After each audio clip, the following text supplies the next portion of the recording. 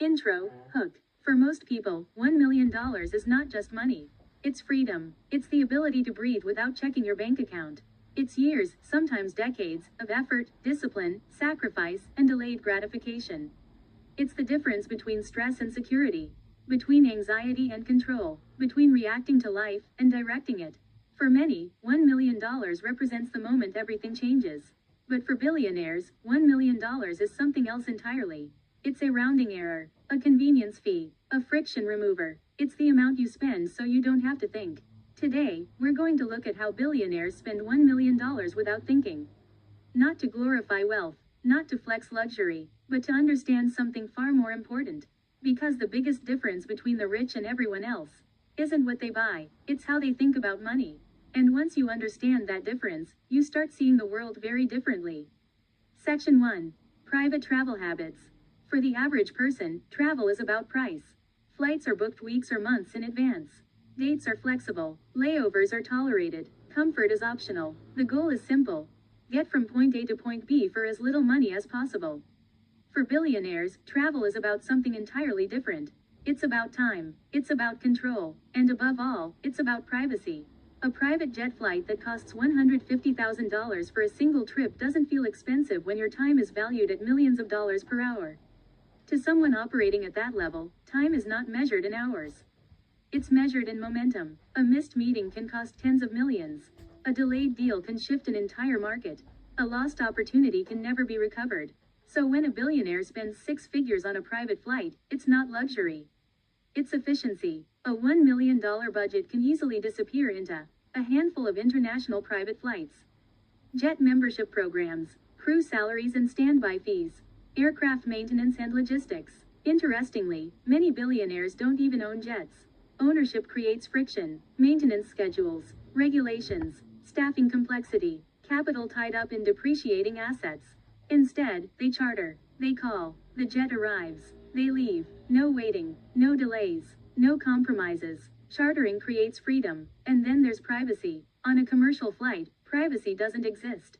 Anyone can take photos, anyone can record conversations, anyone can recognize you, track you, or leak information. For billionaires, that risk is unacceptable. So they buy silence. No cameras, no strangers, no uncertainty. When privacy becomes priceless, $1 million disappears very quickly. Section 2. Watches, art, and status items. Most people see luxury items as purchases. Something you buy, something you enjoy, something that eventually depreciates. Billionaires often see them very differently. They see luxury as containers of value. A $300,000 watch isn't about telling time. Time is already under control. It's about signaling identity, taste, and position to the right people. Certain watches don't lose value. They wait. They sit quietly for years, sometimes decades. And then they appreciate. They're scarce. They're recognized globally. They're liquid among elite circles. A watch can cross borders easier than cash. It can be worn instead of reported. It can be sold discreetly. Art works the same way. A single painting can cost $500,000 or more, not because it's visually pleasing, but because it's rare. It's culturally significant. It carries historical value. It offers tax advantages. It stores wealth outside traditional systems. Art can be stored privately, moved strategically, donated to reduce tax exposure, used as collateral. For billionaires, this isn't decoration. It's positioning. So when a billionaire spends $1 million on art or watches, they're not consuming. They're reallocating wealth. The mistake most people make is thinking luxury equals waste. For the ultra-wealthy, luxury is often financial chess. Every move has a purpose, even if it looks indulgent from the outside. Section 3. Staff, security, and privacy. Here's something most people never think about.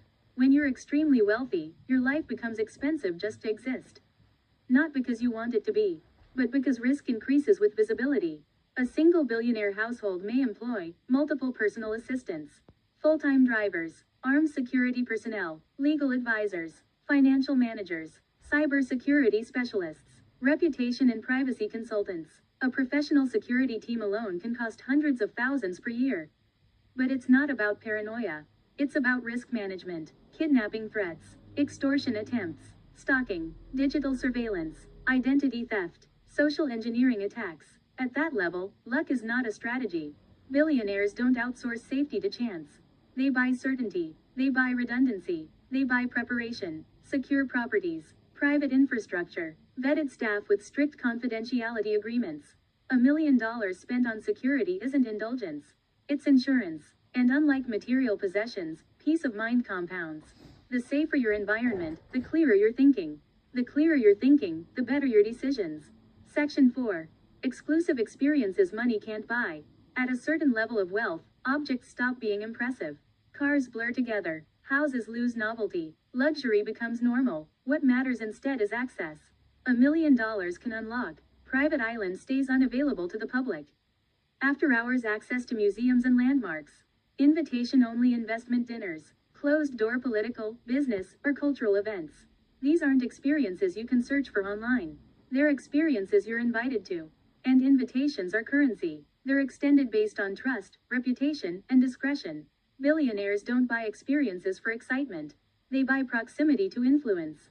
Being in the right room at the right time can create deals worth hundreds of millions. One conversation can reshape a company. One introduction can change an industry. So when a billionaire spends $1 million on access, it's not indulgent. It's strategic, because access creates leverage. Section 5. The mindset difference. This is the part most people miss. Billionaires don't wake up thinking about money the way others do. They don't ask, can I afford this? They ask, is this worth my time, energy, or attention? $1 million to the average person feels heavy. It carries emotional weight, years of effort, sacrifice, fear of loss. To a billionaire, it feels light. Not because they're careless, but because their money is always working.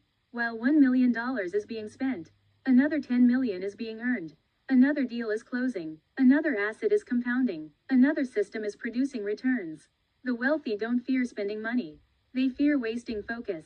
Because focus is finite, money is replaceable. That's the real difference.